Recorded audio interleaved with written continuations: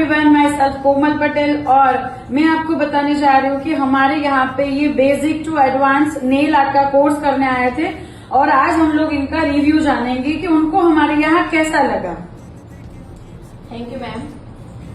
મારું નામ સોનલ છે, હું સાણંદથી આવું છું।